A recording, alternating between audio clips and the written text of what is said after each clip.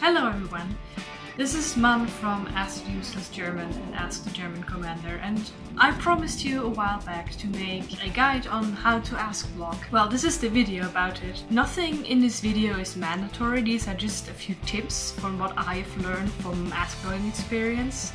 So it's just a sort of guideline and tips, and you can decide whatever you want to follow and which you want to ignore. Now that the general stuff is settled, I want to focus on just things that apply to cosplay Askblogs. Let's get started! Before you can make GIFs, you need to record some stuff. I give you some tips on what you can keep in mind while recording. First off, how to record.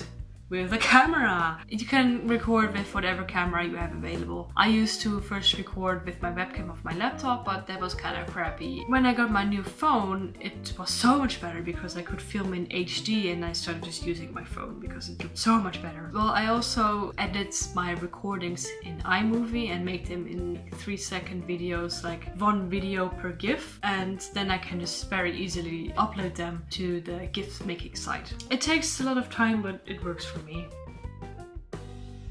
The framing is totally optional, but I just want to address this because I've been trained to pay attention to it. So make sure you fill the frame as much as you can with yourself. That the top of your head is almost at the top of your frame, and not that your head is the only thing in the frame. As you can see, this is not really ideal. Besides, it's just much better if you also see a little of your torso. It's a lot nicer when your GIFs or your recordings have nice lighting, because then you can see your facial expressions much better and your cosplay too. Natural daylight is always the best, so I can only suggest that you record during the day, like during the afternoon or the morning. But I know that many people are busy with work or school or can only record in the evenings or are just night owls. Maybe just some nice lamps to compensate the light. A nice monotone background is pleasing to the eye, but it's not bad if you can see your room in the background or whatever other background there is. It's for personal aesthetics. But it's very nice to have like a flag of your character in the background or something, or even a wall with just a white color or any other color in the background. Now this is important, because GIFs have no sound. You need to compensate the intonation of your voice with expressions and gestures to make it a bit more lively, like I'm doing right now. Otherwise it just looks very stiff and boring. Try to express the emotions that your muse is feeling, like for example widened eyes for when they are shocked or confused, or averting their eyes or covering their face when they're embarrassed, or like I do a lot as Germany, face palming when they're annoyed. And also try to use your hands while you speak, because there's just a bit more movement in the GIF and it makes it more fun to look at.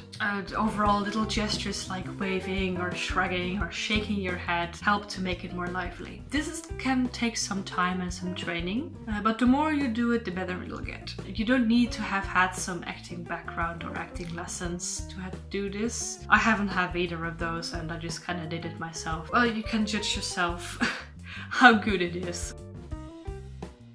Use the camera space you have to move. You can move out of the frame or into the frame, stretch your arms in all kinds of directions, play a bit with the space you have available. You can also fall out of the frame, like I do a lot as Lutz. And you can also play with the perspective, like by putting the camera on the ground or somewhere top and that you're looking up. Last but not least, a few tips to answer asks creatively. This really depends on the asks you've got and the things you've got in your possession which you can use. But you will get better at it the longer you have your Askblogs. You can use some accessories as props or whatever you have just got lying around in your room. Like I use my crown or my wooden sword or my beer candle or just weird sunglasses just to make it a bit more fun. You can just look what you've got lying around and ask yourself how you can use it to answer an ask. But of course you can also answer asks indirectly, not asking the question, but referring to something weird that was in the question. For example, I just recently got the question, from 1 to potato, how much do you love Luciano? And I was like, how will I answer that? But then I was just like, What kind of a weird scale is 1 to potato? So that's probably gonna be my answer. Spoilers. But you know, that kind of stuff. I did that a lot actually.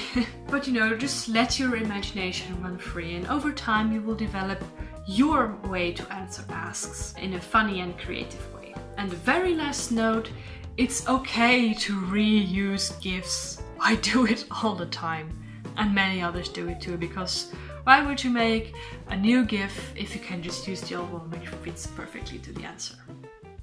And this concludes my How to Askblog guide. I hope it was informative, and it will help you out when you start an Askblog, and you can choose the tips you want to use and which you want to ignore. It's all up to you. This is just something to help you out if you have like no experience at all or need some help. I hope you enjoyed the video and that it actually helped you. And if you have more questions about something I didn't cover in the video, just send me an ask and I'll try to explain it. Thank you for watching, and good luck with your Askblog!